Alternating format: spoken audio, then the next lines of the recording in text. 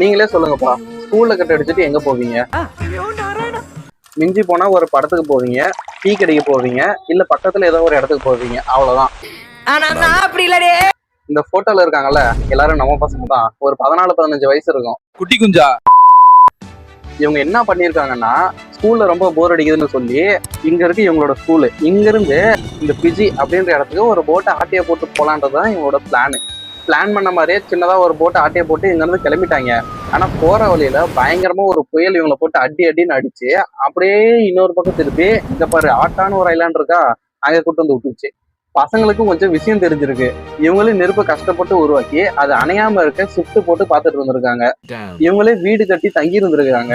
Exercise பண்றதுக்கு gym equipment மாதிரி உருவாக்கி இருக்காங்க. சாப்பிட்றதுக்கு அங்க இருக்க கொக்கனட் ஃபிஷ் எல்லாம் பிடிச்சி சாப்பிட்டு ஜம்முன்னு இருந்திருக்காங்க. 15 மாசம் கழிச்சு நம்ம மீன் பிடிக்கிற நண்பர் அந்த வழியா போயிட்டு இருக்கிற போது அந்த ஐலாண்ட்ல இருந்து புகை வரதை பார்த்திருக்காரு. இந்த ஐலாண்ட்ல தான் யாருமே இல்லையே, அப்புறம் எப்பறம் புகை வருதுன்னு கிட்ட போய் பார்த்திருக்காரு. பார்த்தா இவங்க ஜாலியா அங்க வாழ்ந்துட்டு இருந்திருக்காங்க. அப்படியே அவரும் வந்து அவங்களோட கொஞ்ச நேரம் அரட்டையை போட்டு அவங்களையும் கூட்டிட்டு வீட்டுக்கு போயிடுறாரு.